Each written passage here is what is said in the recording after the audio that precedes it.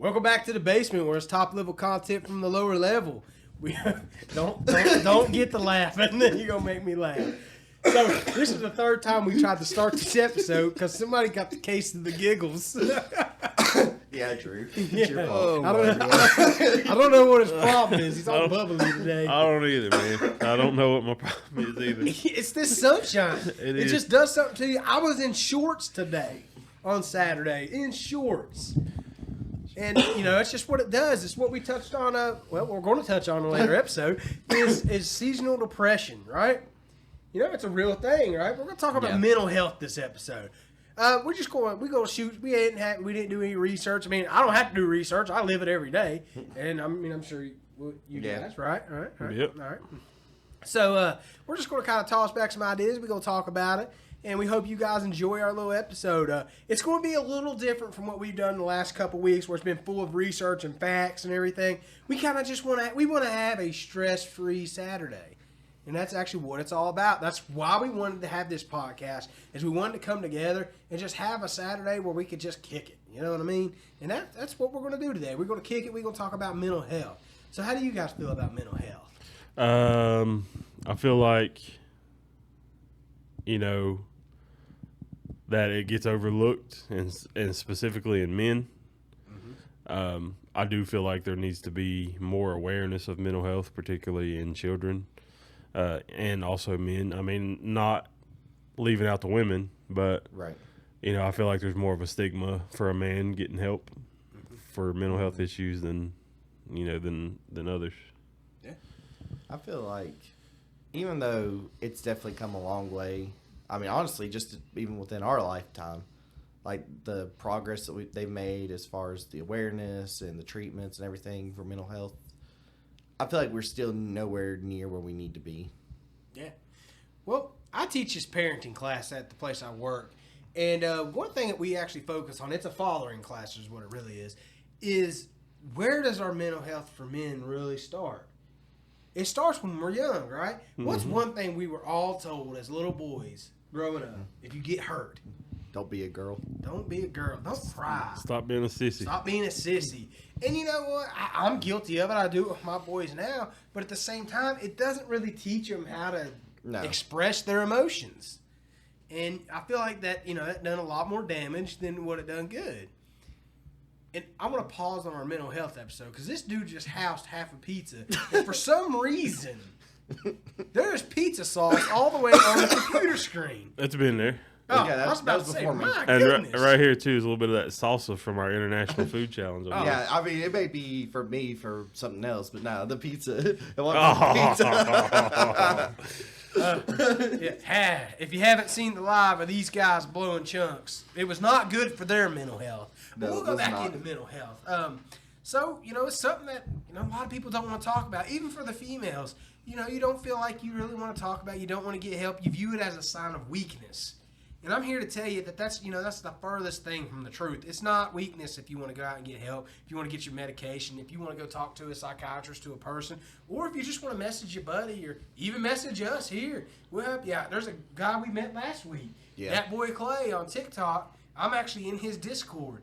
If you got to talk to somebody, that man's a great guy to talk to. For sure. Shout out to him. Shout out to Clay. He's a really good dude. Oh, absolutely. So don't ever feel like you don't have anyone to talk to because there is people out there. It's just, it's tough. I feel like Drew hit on like one of the most important things, and you too. Mm-hmm. The problem is that there's not enough education to kids with it, because you have to keep in mind kids are still learning everything as they're getting older, and teaching mental health to them is the most important thing because that's part of them growing up. That's part of them needing that for their mental maturity. Because if they don't learn how to regulate their emotions as a kid, they'll have that mental maturity and emotional maturity their whole life. Mm-hmm. So whenever stuff starts going wrong as an adult, they don't know how to handle it because they're told to either suppress it or they're told, oh, you're just being a little sissy, crying and stuff like that. Being a crybaby, being annoying. So, and then that leads to a lot bigger issues because eventually all those emotions are going to come out that they suppress. Mm-hmm. And I know that you guys are getting ready to scoff at this one. All right, so just go ahead and get it ready. I got my finger on the boo button right now. So, you know how all these famous people they all have their own charities and stuff like Yes. that. So Joe Burrow. Here we go with this bull crap. All right, go ahead and boo it. You bet to feel like a piece of crap for this one. No, I'm not. So the Joe Burrow Foundation, they actually focus on children's mental health. That's what his whole foundation is providing that awareness, because he understands, that's where it starts. He understands, and their whole foundation is pushing towards getting children mental health help, so that way they learn how to control their stuff, because that's what prevents, mentally and emotionally immature adults. And I feel like that is a big issue. Yeah. I can honestly say, I had some rough stuff in my childhood. I'm not going to get into all of it. But because of that, I did have to start getting counseling and stuff like that at a very young age.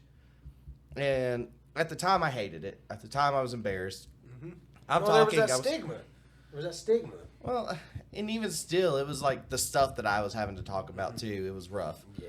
So here I was probably about 6 or 7.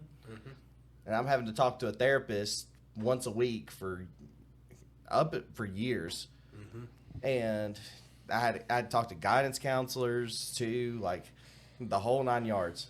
Like, it was rough, but looking back at it, I'm thankful for it now, because I did, like, if I wouldn't have learned how to, because I still struggle with some of the stuff to this day, honestly. But if I wouldn't have gotten help at a younger age, it's hard to tell where I would have ended up. Yeah. I mean, that's true. I mean, and that is something that, that we don't put a whole lot of stock in. We're kind of like, as a parent, you feel like you're trying to lead them in the right way, but at the same time, we kind of like, we want to teach them to be tough and gritty. At the same time, I mean, trying to suppress their emotions is not teaching them to be tough. No. I feel like that's one of the worst things you can do is keep it bottled up, because then there's one of two outcomes in that. As an adult, you either explode and you never know what might happen. Some people go off the deep end, and those people are dangerous, honestly. Sometimes. I'm not, giving an overall stereotype. I'm saying it can be dangerous. Yeah. Well, I mean, that, and it can cause your being dangerous as far as causing just health problems with yourself, Yeah. Or, people then decide that they don't have any reason to live anymore. Exactly. Yeah. And I feel like that there's so many people out there that they're like, nobody cares what I got to say. It doesn't matter to me if I know you or I don't know you. If you feel that, then I'm going to listen to what you got to say. Exactly. Because there is somebody out there that cares about what you got to say. Because I have a T-shirt that says "The world's better with you in it," and it's a mental health awareness shirt, and I mean that with my whole heart. So that's how I feel about suppressing emotion.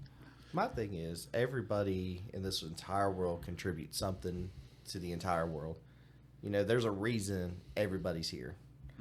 Whether you see that reason or not, maybe you just haven't gotten to the reason to figure out why you're there. Yeah. I went through a rough phase in like my real young adulthood, and I felt that way. And then I had my son, and I'm like, this is why I'm here. Yeah, definitely. Becoming a parent changed my entire outlook on life. Yeah, it did. Because it's like you stop living for yourself at that point. Like, you start living for somebody else, and that brings a whole new perspective to your life. Yeah. For sure. Definitely. That, and, just if you constantly have, like, a negative outlook on everything, if you constantly look at, like, I got to get up and work, I got to do this, I have to do this, I have to do this. Like, when we're coaching football, man, I'm going to get off work, and I got to go to practice for another 2. Well, for us, it's like 3.5 hours waiting on, getting there early when the kids show up and waiting for kids to get picked up. So you're there for like 4 days a week. Then your Saturdays are giving up. Yep. But at the same time, when you look at, like, you have that opportunity to do that. Right. Yeah. Nobody, a lot of people don't have those type of opportunities Yeah. to get up and go to work. Some people literally are sitting in their house right now that don't have the ability to get up and go to work. Yeah. And they want that. Yeah, you know, I say I'm guilty, and I love my career. My boss is great. The people I work with are great. But there's days, you know, everybody has a man. I don't want to do this today. I ain't feeling this today.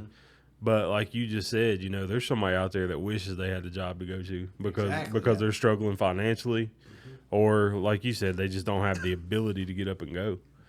You know, and so then when I think about that, I stop and I'm like, okay, well, you know, I might not want to go today, but I'm thankful that I have it to go to, you know.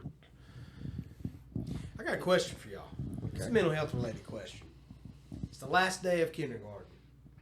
The last day of kindergarten, you're going to go pick up this kid from school, and you're going to hold your hand and walk down the road with him. That kid that you're picking up is you when you was in kindergarten on your last day of school. But you're the adult picking them up. What are you going to say to that, to yourself, on the last day of kindergarten? Man, that's a loaded question. That's tough, ain't it? I Yeah. seen it on TikTok the other day, and I'm like, man. I would have to think about that. I can't even answer that right off. I seen some good answers to the fact where, you know, one of them was simply just don't be so hard on yourself. Yeah, Yeah.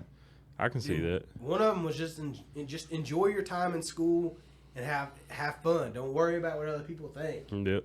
And my answer would have been, I wouldn't say anything. I would just let that little kid be that little kid. You know? Yeah. Let that kid. There's an old country song. It gets me every time, and I don't know why, but it does. Because I watch my kids. You know, this world has pressured our kids so much to grow up. My son Cameron's in kindergarten and literally brings home 4 to 6 pages of homework a day home. Yeah, that's crazy. They're at school 6-7 hours a day. They come home for another 30 to 40 minutes. I mean, and then, you know, we are in the sports. That's another responsibility thrown on them. We're trying so hard to make them grow up. But that country song, it just simply says, let them be little. So there's a lot of times, you know, my kids, like today, man, we was out at Academy Sports and Dunham Sports, and they were aggravating, they were running, they were jumping, they were being loud, and I was getting so frustrated. But at the same time, was they being really bad, or was they just being kids?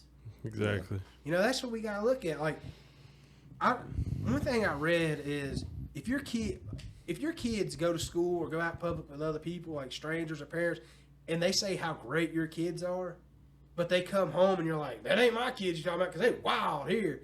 They wild. It says you're being a great parent because you're teaching them not only one to be respectful and listen, but when they come home, they know they can be themselves. Yeah. Yeah. I feel like that's definitely describes my kids. But, you know, man, I was talking about this with a coworker the other day. Being a parent is mentally exhausting. It is. Yeah. Because, you know, or I can't speak for everybody, but for myself, I'm like, man, maybe I was too hard on them today. Maybe I was this, maybe I was that. And I feel guilty about it and bad about it long after they forgot about it. Mm-hmm. Yeah. You know, and that's kind of like you just said, you know, were they actually being bad or were they just being little? And that question has haunted me a few times since I've been a parent, because I'm like, man, maybe I was too hard on them. Maybe they were just kids being kids, you know? Right. So I don't know. It's tough. And one thing I do with my kids is there's sometimes I do like, because my wife works the evening time, so it's just me and the kids at home. Mm-hmm. Sometimes, you know, I get overstimulated and I'm like, stop, you know. But when I'm having to jump on the kid, like jump on them or discipline them, however, I always come back. Like, I didn't used to do this, but I've watched it. Is, you know, of course I tell them I explain to them why they got in trouble. I told them we don't act like that, and I don't expect you to act like that. Do you understand? And, you know, I get them that and say, yes, I understand. And then I hug them and say, I love you. Yeah. To let them know, yeah, you did wrong. You needed to be corrected. Yeah. But at the same time, I don't love you any less. Yeah. Exactly. And I want them to know that. I don't want to, and it's big for me, I don't want to be driving down the road and heaven forbid, get in a car wreck and I pass away. And I don't want my kids growing up when they get in their adulthood and be like, did daddy really love me? Absolutely, man. I think about that unhealthy amount of time. I will say this, I will never ever say that I'm the perfect parent. And honestly, if somebody said they were the perfect parent, I'd be like, you're probably a terrible parent. But the thing is, one of the things that I've learned along the way is there's times I know I've been too hard on my kid, and then it eats me alive. I'll come back and I'll apologize to him and say I was in the wrong on that. You didn't deserve that. And I feel like kids need to hear that sometimes too, because as adults we need to hear that. I think we've all been at work and our supervisor's gone down our throat about something that happened, and it's like, okay, we really didn't deserve that, but they were having a bad day or something like that, and it's just the way things go. So, and sometimes it's nice if that supervisor just comes back and says, hey, I was harder on you than I needed to be, I'm sorry. And I feel like kids need to hear that because, I want to teach my son that you need to be accountable for your own actions. And that if you mess up, you need to let that person know you messed up, and that you're willing to be man enough to admit that you were in the wrong. Because, the thing about kids is that they're little humans. And I've touched on it before. I think that's the biggest problem that we have as parents sometimes is, we look at them as kids, but we need to look at them as just mini humans. Yeah. Yep. They still have emotions. They still have feelings. They still have thoughts. They still care about what people think about them. And it's tough to think about sometimes, but that's the quickest thing you got to remember is they're just mini versions of you. Right. They have the same thoughts, feelings, actions, reactions, and everything. Yeah. Well, yeah, and then that goes into sports where we coach. Is a reason why a lot of kids are quitting sports and not wanting to play sports at an alarming rate right now. And it's not because they don't want it, like they're being lazy or the video games or whatever in the world you want to say. It's simply because we've literally turned sports into a job. Think about it. Yeah. At 5 years old, I had my son Cameron. We're there 2 hours, 4 days a week. And I'm like, all right, it's time to run drills. We're going to sprint. We're going to do this. Then you're going to get in the tackling drills. Then you're going to get in formation. It's a job. Yeah. At the last week we had practice was our best practices we had. Because we was like, it's the last week. We started joking, kidding around, picking on the kids. We had a little tackling dummy, and we'd move it around on them and pick. And them kids loved it. And they just had more fire about them. Did they not? They did. And, we got to make it fun for them. And, and I know I transitioned into coaching, but we hit on this before is you don't know what that kid's got going on in their life. No, you don't. So if you could be like a volunteer in youth, do it. Jump out and do it. Because sometimes, man, that kid, that could be the only positive influence they got in their life is the coach, Yeah. And I don't think as a coach you can ever tell a kid that you're proud of them enough. Because you never know at home. At home, they may get praised the whole time they're at home. There's some of those kids, you may not know the last time somebody told them they were proud of them. Right. Yeah, that's true. If they've ever even heard it. I know that's, a little extreme to say, but That's true. yeah, the reality is some kids just don't get that. Yeah. Man, I feel like as coaches, these kids look up to us more than we think sometimes. They really do. Yeah. And so we've talked about this before in our Problem with Youth Sports episode. We've all as coaches been guilty of losing our temper or, maybe reacting to something in a way in front of the kids that we shouldn't have. Yeah. But, I think it's important to keep in mind just what Hunter said. You got to build these kids up. Yes. And I don't necessarily even believe in tear them down and rebuild them. Some kids come in, and we've all coached kids like this. They got the lowest self-esteem ever. I can't do this. I can't. Right. And I always tell the kids, I'm like, you can do anything that you want to do. You just got to want to do it. And like, honestly, it hasn't helped every single kid that I've had like that, but a lot of the kids, it just maybe takes somebody to be like, no, you can do this. I believe in you. Yeah. I always tell my kids, whenever they say I can't, I'm like, yes, you can. Never say you can't. Because, there's a lot of times, like, in my life, I've done that. I can't do that. I can't do that. I can't do that. And then when I do it, I'm like, this wasn't hard at all. This might sound cheesy, but I'm going to use content creation as an example. Oh, dude, it is intimidating. It is. And I'm like, I don't want to be in front of the camera. I don't want people hearing my voice. But now that we do it all the time, like when there's a camera on, I'm just like, hey, what's up? Yeah, it's not that bad because you could do it. Yeah. Anybody can do this. Yeah. Anybody. All you got to think about is what you want to talk about and what message you want to send to people. Or sometimes you just wing it. You just hit record and you say, welcome to the basement, and you bust out laughing and you're like, okay, let's talk about this. Yeah. But this has been a huge stress reliever. Sorry, I didn't mean to cut you Oh off. no, you're good. Like piggybacking off of what Drew just said, like I absolutely hate the sound of my voice. I know everybody says I don't like. No, you don't understand. Like if I hear my voice, I'll shut it off. If I hear like a replay of my voice, I literally will turn it off. That's how much I hate my voice. So that's why I've been nervous about this, you know. And sometimes I still cringe a little bit whenever I'm going back and listening to our podcast and stuff like that, like going back and re-listening. Yeah. I'm like, oh my god, I sound so dumb. Like, why do people? I'm like, people hate me. Like, that. Yeah. But I don't know. When I see myself on there, I'm like, oh, see that guy? He's a famous podcaster. But, you know, we've gone from creating content down here that we put out and kind of, you know, I don't want to, for lack of a better term, you know, we can hide behind the post. You know what I mean? Yeah. But when we're out here doing lives, Yeah. you know, that's as raw and uncut as it gets. Yeah. You know, Yeah. other than you being here in person, you know. Which I mean, may I just- happen one day. Yeah, definitely. I mean, I just threw up all over Alive. Yeah, Yeah. He puked on Alive, and I made fun of him. Oh, everybody did. But you know what? It happened. It is what it is. We was eating baked seasoned squid Terrible. from Thailand, With some kind of paste on it that was supposed to be sauce. from Turkey. It was a terrible combination. It's also very salty. Man, it's I'm telling you, salt. the second that the consistency touched my mouth, I couldn't taste anything. It was just, my brain just instantly said, nope.